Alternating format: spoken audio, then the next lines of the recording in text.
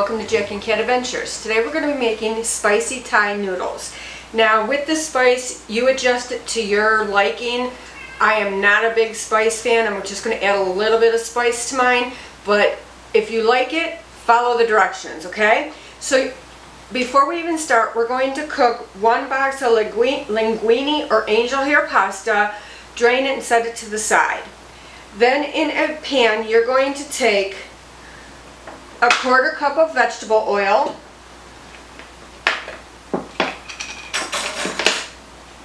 now you do need to plan for this because it has to sit in the refrigerator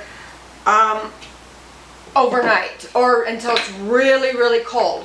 Now if you don't like cold noodles, what you could do is let them sit overnight and get all that flavor blooming in there. And then when you go to eat, just heat up what you want to eat. You could put chicken on it, you could put any kind of meat on it. It's delicious, okay? And then we're going to take sesame oil, and it's a 1/2 cup. Now if you find this too oily, cut back on the oil. Some people say it's too oily. I like the feel of the oil on my mouth, so I'm just going to follow the directions, okay? Then we're going to add as much heat as we want with crushed red pepper. Like I said, I'm not going to add much at all. This calls for 1 to 2 tablespoons. I'm literally dropping just a pinch, and I cannot do heat. Now we're going to heat this up over medium heat. Let's get this heating up. Once your oils are hot, make sure you pay attention and don't burn them. You're going to strain the oils into a bowl. Okay. And all you're doing is getting that red pepper flake out, that's all. Okay, then what we're going to do is, I am actually making only a half recipe because I'm the only one that really likes it, but I'm giving you the full recipe, okay? So in that bowl of hot liquid, you're going to need 6 tablespoons of honey,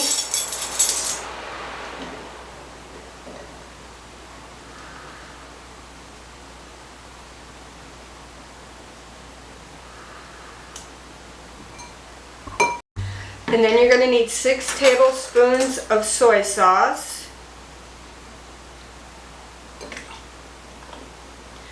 This is great to make for picnics because a little goes a long way. Okay. Now we're just going to mix that with our whisk.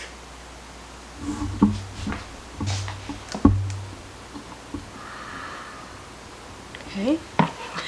Now you're going to need some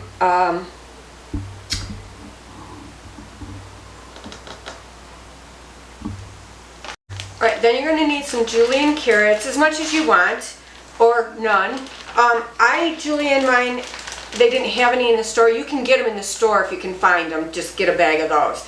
But I have a julienne peeler, and I did it. So I'm just going to add like a handful and check, maybe a handful and a half. I'm going to check how that looks when I'm done. And then what we're going to do is, you can put your green onions in now, which I'm going to do, or you can put them in right when you go to serve. Just cut them on top of the bowl that you're serving. So we just want little, and make sure. Put it in now, that way you get the flavor in there. That's what I like too. And make sure that you have some kitchen scissors that you only use for food, and it's really easy to do herbs and things like that with them. Yeah. Get your husband a pair of his own scissors to use on everything else.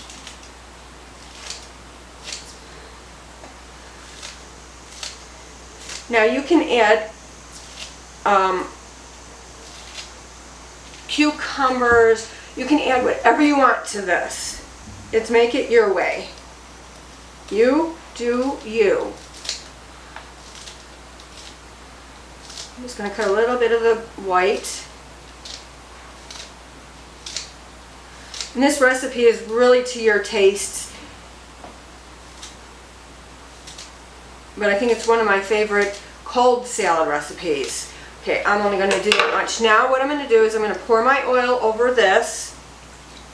I gotta get a strainer, spatula. Okay, let me do that. I'm gonna make sure all that goodness is in there. Okay. Now all we're gonna do is mix this together. And then I'm going to put it in a covered bowl, and I'm going to leave it, I'm going to leave mine overnight. If you're in a hurry, just leave it for about 2 or 3 hours in the refrigerator, but overnight is the best. And every time you go in the refrigerator, if the lid on your bowl is really tight, kind of mix it around in the bowl.